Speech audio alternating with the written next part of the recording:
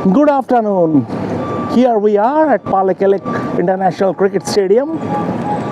Basically, until last evening, this game between Pakistan and Sri Lanka, the final Super 8 game for both sides ran the risk of being reduced to an inconsequential affair. But call it Kudrat ki Nizam or whatever, it now has the potential to be a classic. Pakistan are not out of this World Cup yet. At the halfway stage, during England's chase against New Zealand last evening in Colombo, Pakistan looked down and out. England had lost 6 wickets. The net run rate was soaring, and at one point, it sort of crossed 12 runs and over mark. And from there, an error from Mitchell Santner, their captain, 18th over, he gave it to Glenn Phillips. Glenn Phillips is part-time offspin, and that was always going to be targeted by Will Jacks and Rehan Ahmed. England lost their heavy artillery by then. Their heavy artillery was back into the heart, but England bat deep. And Rehan Ahmed and Will Jacks both are in good batting form of late. They targeted Glenn Phillips' part-time option. 21 runs scored in that over, and that was the game breaker.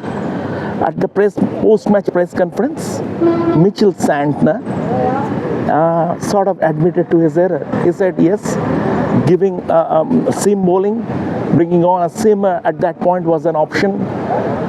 Sometimes, the captains make mistakes, but what it has done, it has now Pakistan can live to fight another day. The equation, it's a tall order, it's still a tall order. They will have to win by 64 runs, and if they chase, they will have to knock off the target in 13.1 over. On the face of it, it is a tall order, but not impossible. Sri Lanka lost their last 2 matches against New Zealand and England by 61 runs and 51 runs respectively.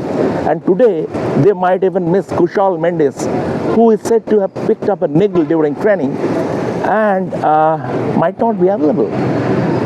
Pakistan, it is now in their hands. They will have to throw the kitchen sink. Can they do it? Do they have the power to do it? Will they pick the right playing 11?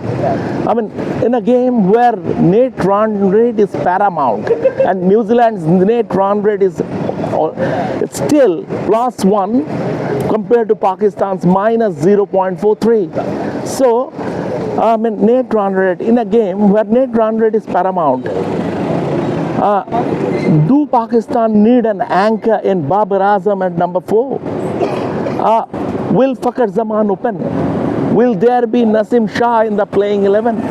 Will Babar Ahmed be brought back? Their head coach, Mike Hassan, has a mind of his own, and he will take calls. But in this game, he has very little room for error. The margin for error for the head coach is less, and one misstep, and you can understand what the reaction would be from the media and the fans alike back in Pakistan.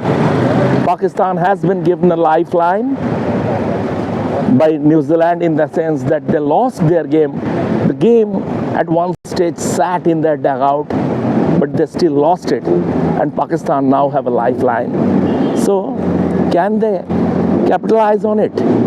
Can they? Kudrat ka Nizam. I have started with Kudrat ka Nizam, and it has become a common catchphrase in Pakistan cricket of late. Like the complicated mathematical calculations toward the back end of a multi-nation event. Pakistan, if they can do it, we will have to see. And there are, in 1992, they did it. They came back from the dead to qualify for the semifinals and then went on to win the World Cup. But that team was different, led by Imran Khan, the great Imran Khan, and that team had world-class players aplenty, be it Javed Miadar, Wasim Akram, you name it. But this team is, you cannot compare this Pakistan team with that side. Still, I mean, let's see whether Pakistan can accept the challenge and throw the kitchen sink. On that note, this is Shomit Chakraborty from Pallekele. Thank you on behalf of Revsportz.